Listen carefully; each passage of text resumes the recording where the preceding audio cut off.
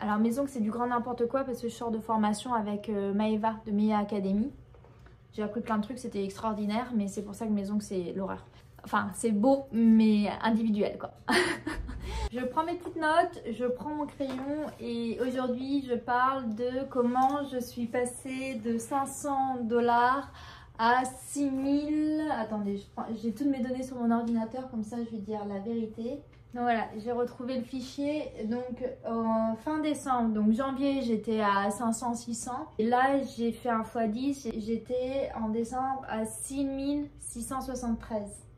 Donc voilà, je voulais vous expliquer les steps. Donc du coup j'ai pris mes petites notes depuis que je suis arrivée ici à New York, donc c'est-à-dire dans cette maison en septembre, jusqu'à maintenant, quelles sont les étapes que j'ai fait pour avoir ce chiffre d'affaires. Donc pour vous faire un petit laïus du début, de septembre à octobre, en fait, là j'étais plus dans l'installation de la maison, mettre mon fils à l'école, que mon mari puisse trouver ses places au boulot. Donc du coup je proposais aux filles que je voyais un peu à la sortie des classes avec l'association française et tout, et je faisais payer je crois 60$, histoire de me faire connaître et surtout de continuer à pratiquer pour pas perdre la main. Donc ça j'ai fait ça jusqu'en octobre, et en fait ce qui s'est passé c'est qu'en octobre Anastasia Lafay a proposé une formation réseaux sociaux que j'ai prise.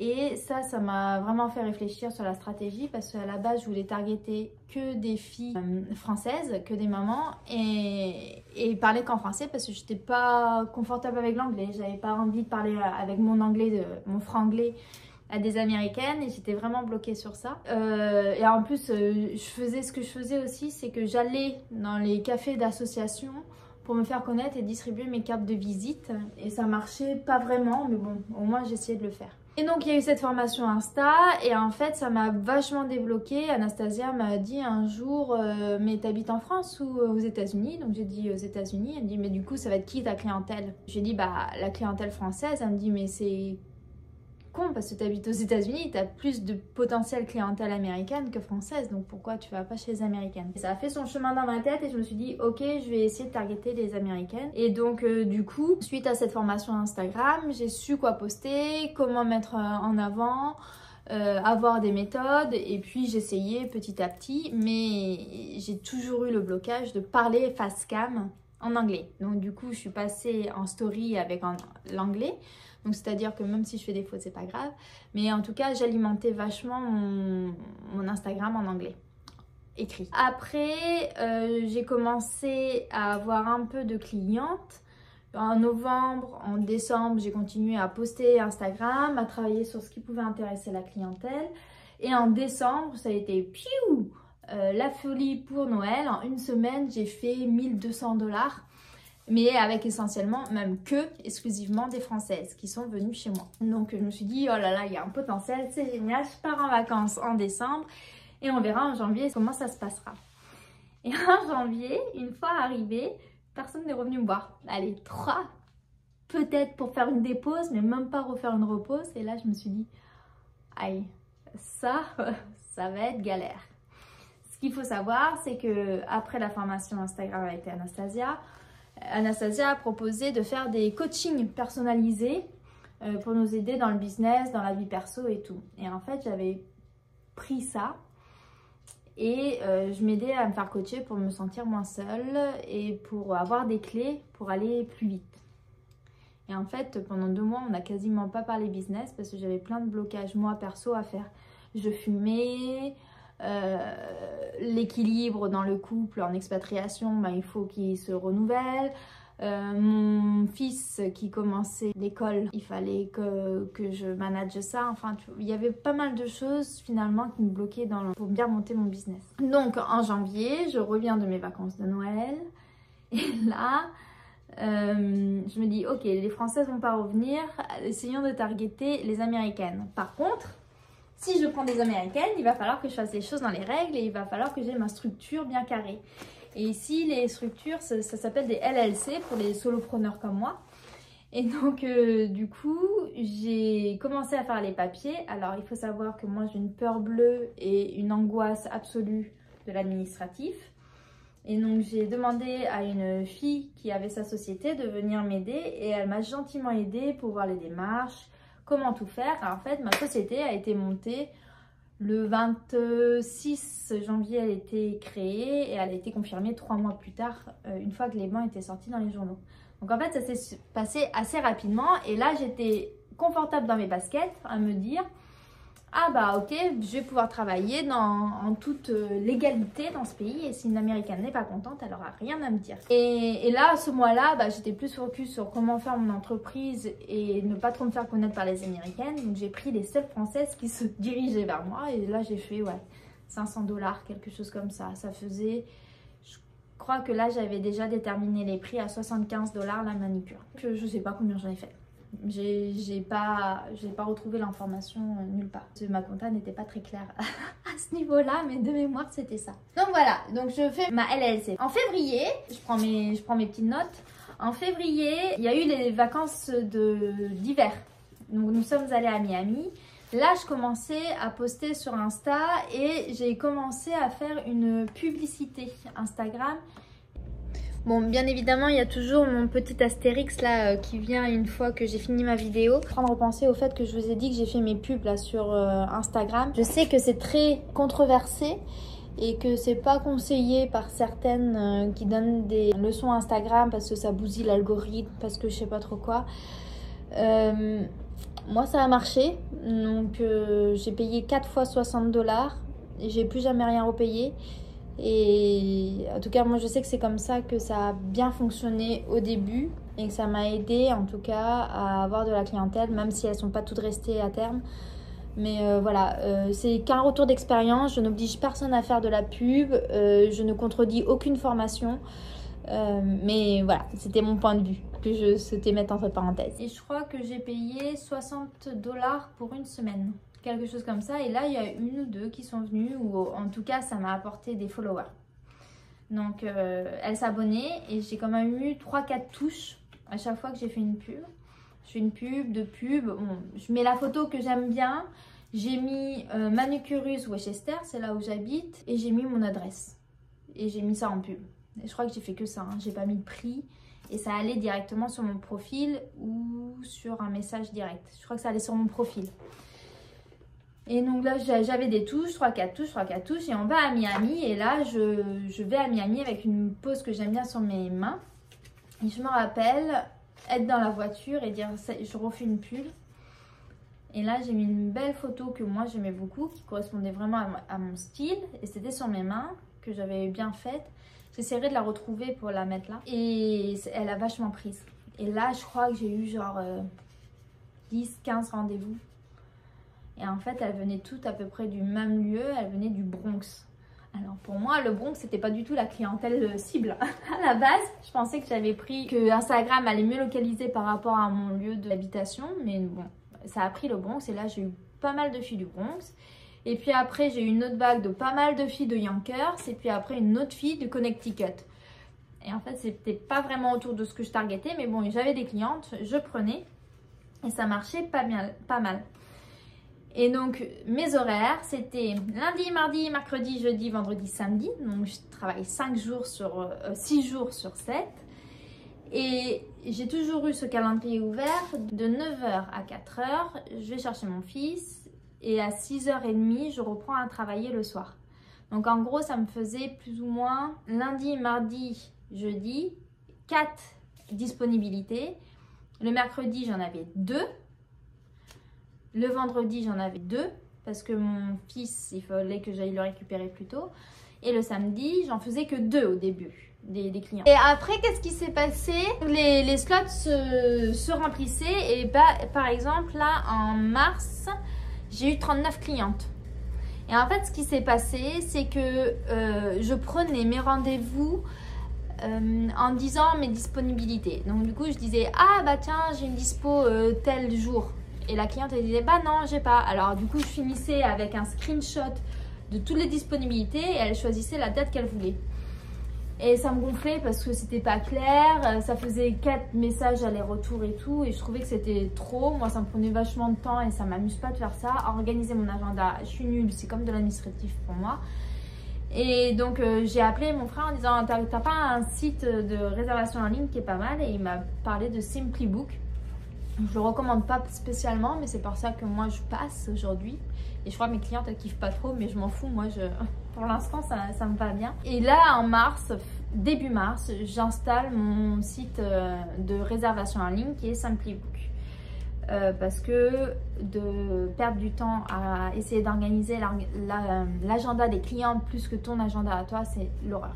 En mars, première vague qui vient du Bronx et je continue à faire des stories quand j'ai une pause. En fait, j'essaye de poster le maximum de pauses que je fais. Avril, j'ai 38 clientes. C'est quand même pas mal, je trouve. Pour un mois de lancement, je suis là au 3e mois de lancement. Donc c'est pas mal, hein, pour 38 clientes. Deuxième vague qui vient de Yonkers, les clients me disent « Ah oui !» Et en fait, que je leur demande « Mais comment tu m'as trouvé en fait ?» Elle dit bah je sais pas, t'es venu à moi je t'ai pas trouvé, mais en gros, alors que je postais plus de pubs. Et en gros, mon profil leur était suggéré.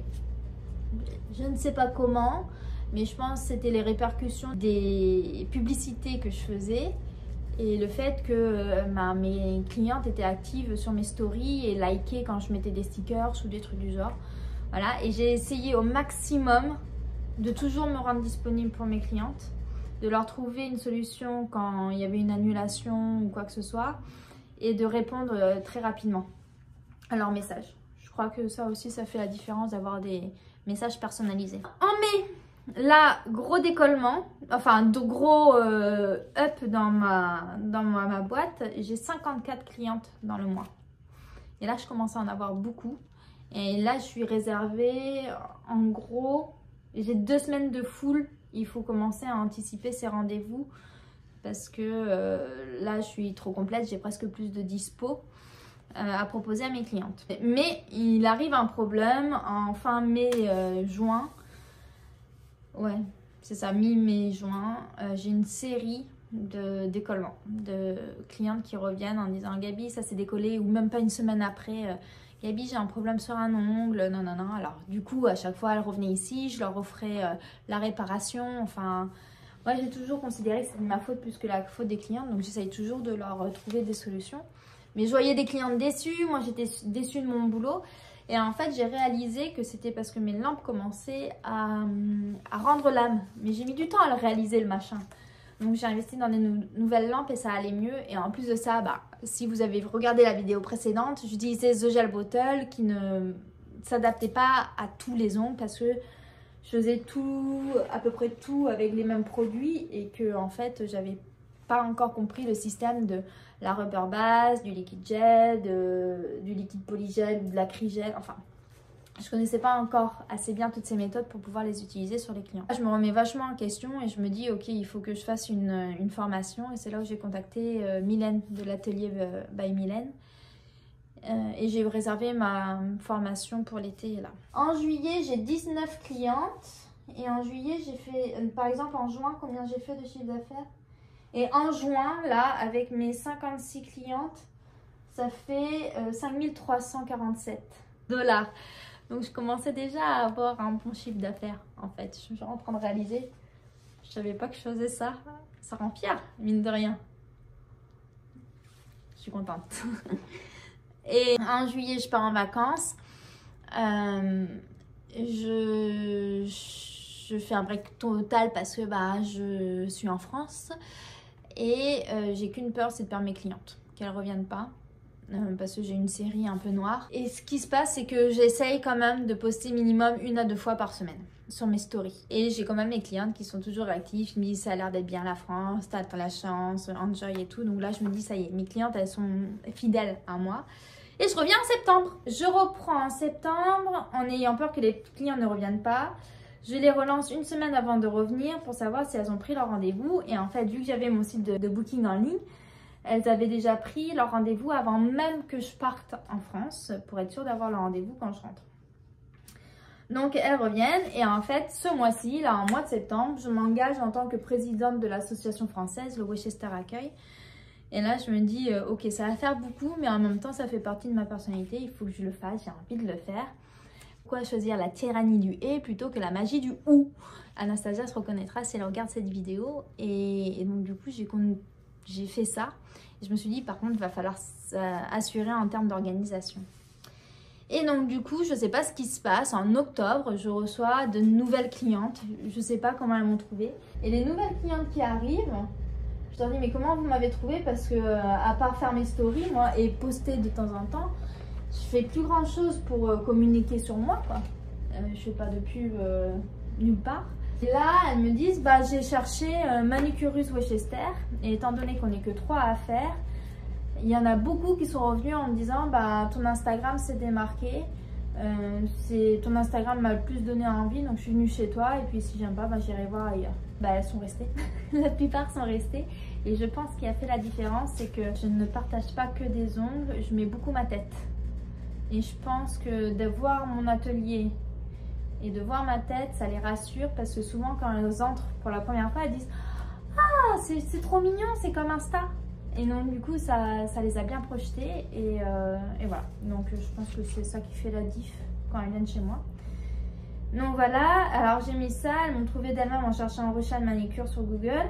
Donc, et même dans Google, mon Insta arrive facilement. Et là, en fait, ce qui commence à arriver, c'est que je suis full sur 3 semaines. Donc il faut vraiment commencer à prendre ses rendez-vous d'une fois à l'autre, voire même sur 3 fois.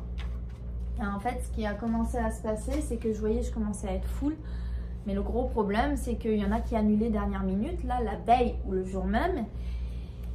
Et là, ça m'a un peu agacée parce que je me suis dit, bon, ça va, j'arrive à trouver des clientes rapidement pour les remplacer parce que je poste sur Insta, il y en a une qui débarque, donc j'ai de la chance. Par contre, bah, ça me saoule parce que moi, j'aimerais bien être prévenue. Et donc, j'ai fait une story Insta en disant, suite à plusieurs annulations, une politique de dépôt va être mise en place. Et en fait, ce qui s'est passé, ce qui m'a décidé de le faire, c'est que j'avais pas mal de clientes qui me disaient « Gabi, tu dois avoir des dépôts, c'est comme ça que ça se fait hein, aux États-Unis, il faut que tu aies des dépôts. » Et donc, je mets cette politique de dépôt. Je commence à essayer de faire ça avec Simplybook, c'était, enfin, les ordinateurs, merci, mais je déteste. Et j'ai mis ça en place, j'ai rien dit d'autre. J'ai pas du tout râlé contre les clientes, voilà, il y a eu un problème, j'ai proposé une solution et j'ai surtout pas fait de polémique, j'ai rien demandé et j'ai pas demandé quoi que ce soit aux clientes, encore moins sur Insta. Et en fait, elles ont tout de suite adhéré au concept et celles qui n'ont pas voulu, bah, elles sont parties. Et du coup, ça l'a très très bien fait. Et donc, je demande 40 $ de dépôt à la prise de rendez-vous. Et là, ça a réglé beaucoup de problèmes, beaucoup de problèmes. Et je ne rembourse le dépôt que 48 heures, si on me prévient 48 heures avant. Si on me prévient dans les 48 heures, je garde le dépôt. Et bon, je fais toujours des exceptions en fonction de l'excuse, mais en tout cas, ça a bien dissuadé les gens d'annuler. En novembre, je commence à poster, mais ça devient trop entre le Worcester Accueil, mon fils, le boulot, toujours avec ces horaires là un peu folle, hein, faut dire ce qui est, parce qu'on n'a rien sans rien. Hein. Je travaille quand même beaucoup. J'ai pas de soirée avec mon mari et tout, donc voilà, c'est un choix assumé. Mais là, je me suis dit, ok, maintenant je bloque tous mes mardis soirs et vendredi soir. Donc du coup, ça me fait déjà 2 soirées de gagner dans la semaine. Et ce qui se passe aussi, c'est que les posts, ça commence à me gonfler, ça me prend du temps le soir et tout à poster. Donc j'ai demandé à une copine qui est community manager de commencer à faire mes posts. Et donc là, je pense que les posts, on avait décidé que c'était 3 posts par semaine. Et ça a permis d'avoir de toutes les semaines, je crois que j'ai 4 nouveaux followers. Ça paraît pas beaucoup, mais c'est des followers vraiment susceptibles d'être transformés en clients. Et là, ça devient beaucoup. C'est pas des followers juste pour me suivre comme ça de France ou d'ailleurs. C'est vraiment des potentiels clients, quoi. Et ça, c'est de l'or. Mais sauf que je suis plus capable de répondre à leurs demandes. Je suis fou sur le mois. Les clientes commencent à booker et elles prennent 3 rendez-vous à l'avance. Comme ça, elles sont sûres d'avoir leur slot. Et là, ce qui s'est passé en novembre aussi, c'est que je me suis dit, oulala, alors que je commence à avoir trop de clientes, il va falloir que je fasse un peu le ménage. Mais j'ai pas envie de leur dire, toi oui, toi non, toi oui, toi non. Donc du coup, je vais augmenter mes prix. Et je suis passée de 75 $ à 100 $ la prestation. Là, par exemple, en novembre, j'ai fait combien? En octobre, j'ai fait 4 940 et en novembre, Ah bah j'ai mon nouveau tableau, ça veut dire que j'avais mis mes nouveaux prix. En novembre, j'ai fait 5962 pour être précise, en augmentant mes prix. Et en fait, il y en a plein qui sont partis. Enfin, plein. Il y en a quelques-unes qui sont parties, mais il y en a beaucoup qui sont restées. Et il y en a beaucoup qui sont revenus.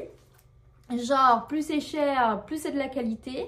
Donc, j'en ai récupéré pas mal. Mais, il y a un gros mais, ça j'en parlerai sans doute dans une autre vidéo. C'est que j'ai reçu un gros tacle d'une cliente. Elle m'a envoyé un message destructeur qui m'a fait vachement perdre confiance en moi et je me suis dit est-ce que je suis légitime et tout, comme beaucoup d'entre nous, je pense, on se pose beaucoup la question. Et là, je me suis dit rien à foutre, je continue, je reste sur ces prix-là, par contre, je me forme et je vais lui montrer que elle a peut-être raison aujourd'hui, mais qu'elle regrettera de pas venir vers moi. Et de toute façon, moi, j'avais plus envie de faire ces ongles, donc au moins, c'était réglé. Comme quoi, c'est bien de monter ses prix, on enlève les cons. Ou ceux qui ne sont pas adaptés à nous, pour être plus gentils. J'ai continué mon bonhomme de chemin, et là, j'ai fait ding ding ding. Qui est-ce que j'ai rencontré lors de la formation de Mylène? Maëva, lors de la session pédi. Maëva, j'ai été extrêmement jalouse de ce qu'elle arrivait à faire comme résultat. Je me suis dit comment elle a fait, comment elle a fait. Et à chaque fois que je faisais une pédi, j'étais là, mais pourquoi j'arrive pas à ce fichu résultat? Comment Maëva elle arrive à faire? Elle a commencé 1 an et demi avant moi, Maëva même pas. Et je trouvais que son résultat était dingue par rapport à moi. Et j'étais là, pas cool. Et donc je me suis dit, tiens, Maëva qui est bien formée à l'international, je vais lui dire de venir à la maison. Et comme ça, elle va me former sur ces techniques. Et moi, je vais lui amener des gens à former. Comme ça, elle aura des Américaines à former. Elle les win parce que elle vient me voir, mais elle forme à l'international avec des Américaines. Et moi, en plus, je bénéficie de cette technique. Et en fait, je contacte Maëva, je lui dis ça te dirait? Et elle me dit bah ouais, of course. Sauf que moi, j'avais pas bien anticipé les délais. Bref, ça, je ferai encore une autre vidéo, mais...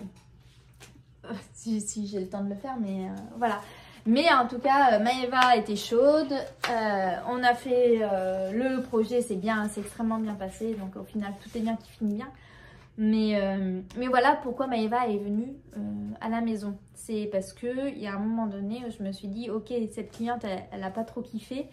Dans le fond, elle a un peu raison, mais ça fait pas plaisir à entendre. Donc je vais résoudre un problème.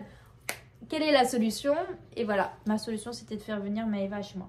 Et qu'est-ce qui se passe? Donc pour Noël, mes prix ont augmenté. Je suis full complet. Et là, décembre, full. Je pense que j'aurais pu mettre à 120 $. Les gens venaient quand même chez moi. J'aurais dû faire ça. Bref. Et donc là, par contre, au mois de décembre, je travaille comme une acharnée. J'ai pris qu'une semaine de vacances. J'ai demandé à mes parents de venir pour garder mon fils et puis pour prendre de la cliente. J'ai j'ai pratiqué. Et là, bilan de ça, c'est qu'en décembre, j'ai fait un mois à 6673. Combien j'ai eu de clientes en décembre? Je vais vous montrer mon agenda. Ça, c'est mon agenda. Donc, tous les bleus, c'est du boulot. Tous les roses, c'est du perso. Et les verts, c'est de l'associatif. Bref, donc au total, ça fait 58 rendez-vous, sachant qu'il y a des rendez-vous, c'est mani et pédi. Et ce qu'il ne faut pas oublier, c'est que j'ai des tips, pas pour toutes les clientes, mais j'ai des clientes parfois qui me donnent 5 $ en plus, d'autres qui me donnent 20 $ en plus, d'autres 25, d'autres 15, d'autres... Les tips, ça se demande pas, donc c'est aléatoire. Il y en a que je déclare parce que c'est en zen, il y en a que je garde en cash, il faut pas le dire, mais ça fait toujours plaisir. Et voilà, ça, tout ce qui est déclaré, c'est ça, c'est 6600 et des potes. Je prends qu'une semaine de vacances et là, en janvier, j'en parle à mon mari et je dis franchement, je suis exténuax. Là, en janvier, j'ai été très malade et j'avais pas été malade comme ça depuis très longtemps. Et j'ai dit, je crois que mon corps, là, il est en train de me lâcher complet. Et j'ai commencé, pas tout à fait, mais j'ai commencé à réaliser que l'argent c'était cool, mais le temps avec ma famille me manquait un peu quand même. Janvier ça a été full, février j'ai eu une semaine de boulot, après j'ai eu Maëva qui est venue pendant une semaine, après on est allé une semaine à Miami, là je viens de finir, on est le 1er mars là aujourd'hui, je viens de finir la semaine un peu plus mollo et en fait j'ai eu parce que je suis toujours coachée par Anastasia, je l'ai 2 fois par mois à peu près. Elle m'aide énormément. Pour moi, c'est d'être coachée, c'est indispensable quand on est seul dans son entreprise et quand on veut réussir et avoir des chiffres qui sont en adéquation avec nos objectifs. Et là, j'ai eu juste avant le premier jour de mes vacances, j'ai eu un coaching avec Anastasia qui m'a fait réaliser que il faudrait que je prenne un peu de temps pour moi si j'ai envie d'être plus efficace dans mes autres projets. Parce que là, j'ai vraiment eu le sentiment d'être un hamster dans une roue et que la roue commençait à aller plus vite que moi. Et là, je suis bookée jusqu'au 1er mai. Je suis complètement full. Je n'ai plus une seule place. Bon, j'ai 2 semaines de vacances pour mon fils et je rentre une semaine en France. Mais là, je n'étais plus du tout en contrôle de mon agenda. J'ai eu un gros moment de flippette. Et donc, j'ai dit à partir du 1er mai, je ferme mon agenda. Plus personne n'a accès à mon agenda maintenant. Sachant que j'ai déjà des rendez-vous pris jusqu'à juin, là, pour l'instant. En fait, je pense que ce qui marche aussi, c'est la qualité de client. J'ai un carnet où je note... J'ai un carnet où je note ce que je mets à mes clientes. Et du coup, il y a un service comme ça qui est très personnalisé que mes clientes adorent. Bon, il faut que je range là-dedans, on est bien d'accord. En gros, comment j'ai fait mon chiffre d'affaires. Donc, soyez épaulés dans vos projets. Donc, sachez que moi, j'en profite pour faire ma pub. Mon nouveau projet, c'est d'accompagner des gens. C'est-à-dire que je souhaite prendre moins de clientes physiques pour justement aider des filles comme celles qui peuvent éventuellement regarder cette vidéo, qui se lancent dans le domaine en tant que PO, qui veulent créer leur entreprise, qui sont en transition entre 2 boulots, qui ont changé de ville, qui veulent découvrir un nouveau métier et tout, qui veulent faire ça. J'ai envie d'aider profondément. Je crois que ça fait partie de moi, comme avec l'association et tout, mais... J'ai vraiment envie d'aider les gens à croire en eux, à réussir à avoir un salaire grâce à ce métier, à donner des tips et des conseils par rapport à mon expérience, ce que j'ai vu qui marchait, ce que j'ai vu qui ne marchait pas, comment faire une prestation qui soit rentable, avoir des prix qui correspondent à ces prestations, faire vite et bien. Voilà, en fait j'ai envie vraiment de pouvoir épauler, aiguiller, d'accompagner des filles qui sont dans ça. Donc si jamais vous êtes intéressé, n'hésitez pas à me contacter. Je me ferai un plaisir.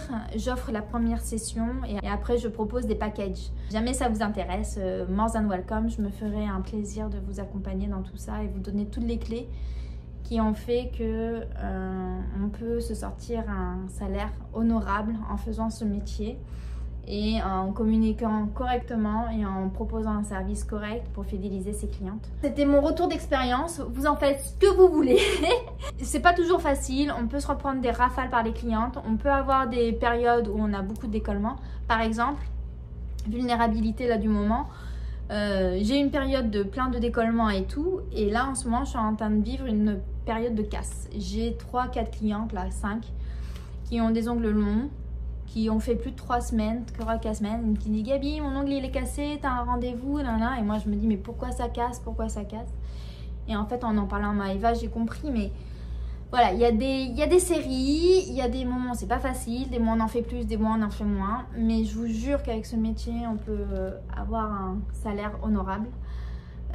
Il faut juste se donner le moyen de faire parce qu'on n'a pas un métier qui scale, c'est un métier de service. Tout dépend de l'énergie que vous êtes prête à y mettre, tout dépend des horaires que vous voulez vous imposer, vous donner, mais croyez en vous et faites-vous accompagner, que ce soit moi ou quelqu'un d'autre, on s'en fiche, mais ayez une personne qui soit du même univers que vous, avec la même passion que vous, qui connaît et qui sait de quoi vous parlez.